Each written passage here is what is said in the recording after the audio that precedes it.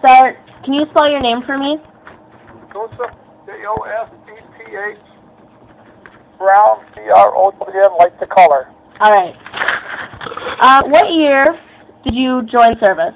I went in February 1943. And why did you join service? Served my country.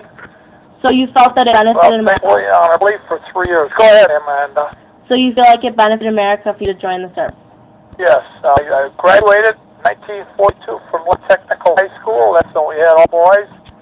And then in February, I went into service. What was your ranking in the war? What? What was your ranking in the war? My rank? Yes. I was a corporal. All right. Dealing with terrain, what type of clothing did you wear? Well, when we were up in the Aleutians, we had wool, trousers, wool shorts, jackets, line, parkas, heavy boots with 4-buckle overshoes. In fact, when we did get back from the island, we went into Anchorage and bought sheepskin boots. That's interesting. Keep warm.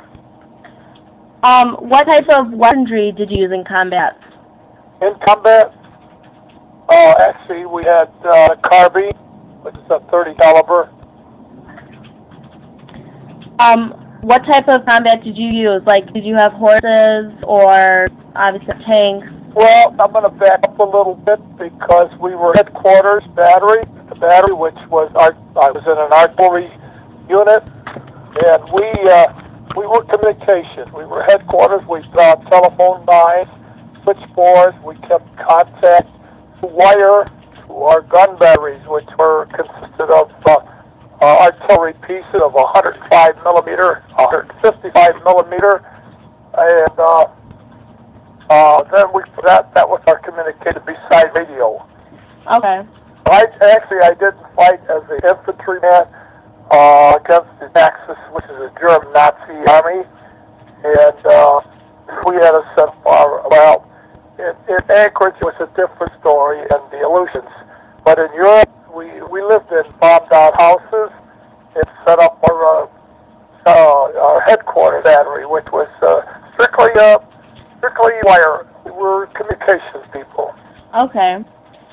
Were you ever captured or imprisoned? No, I lucked out. Did you ever have a fear of being captured? Pardon? Did you have a fear of being captured? Not really. Waiting for gold. No, I'm going to say no. Okay. While you were serving your country, did you experience drug usage? No. You were never given cigarettes or anything? No. I didn't know what the drugs were, believe me. Okay, you talked about how you communicated with troops, but how about family and friends? Family, well, it was through writing letters, and because of the fact we had not email, we had censored mail, because we could not, when we were over in England and finally France and Germany, when we wrote a letter home, the letters were censored, which meant the officer went through the mail and cut out anything that would give us away. Okay. Where we were located and so forth. So they were censored mail, but it was a strictly U.S. mail. Okay. And for the last question, when you came home, how did you feel?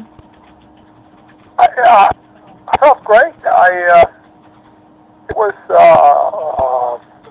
had 16 months in Europe, and I wanted to go home. I had a chance to stay and get more rank, and I was already gone 3 years, and I wanted to come home, and that was it. I wasn't married or anything. When I was 18 when I went in service, and I come out when I was 21 years of age.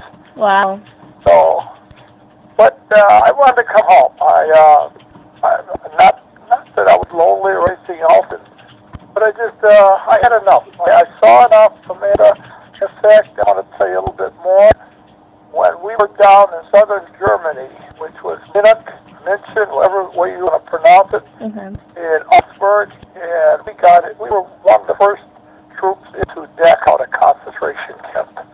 We went in with the infantry. We were out, and the reason we were out is we were repairing telephone lines, and then when Dachau was liberated by the Americans in the 34th Infantry Division, and we walked in there and saw the emaciated people. And Amanda, I'll never forget that. I'll never in my life will ever forget that. Yeah, that's crazy. Yeah, it's sad. It is, and we talk about it and not digress on it, but how can a person order someone to kill another human being and burn them it's mind-boggling. I don't, man. I really don't. How can someone do that? Really? In fact, I have a cleaning lady, and she was here yesterday. She's Polish, and she's 66 years of age, 67, I'm 88. Okay. And we got to talking about it, and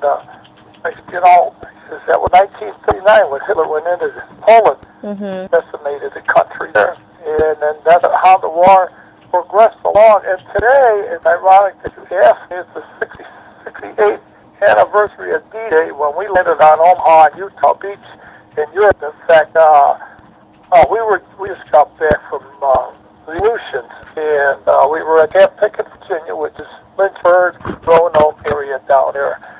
And we waited for our vehicles, and we were going to go to Europe yet. So, which we did. I never regretted it. Service time, I never regretted it. I could put that down there if you wish it anymore on that interview.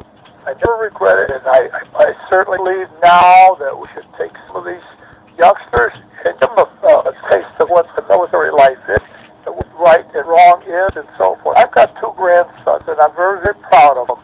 That the youngest one, was wounded 3 times in Afghanistan, and he's now out of the Army. And my oldest one, grandson, his brother, had a tour. Yeah, well, it was a good tour. It was 2 years in Hawaii, which was beautiful. Yeah. And then he went to Iraq, and he came back, and he went to Afghanistan.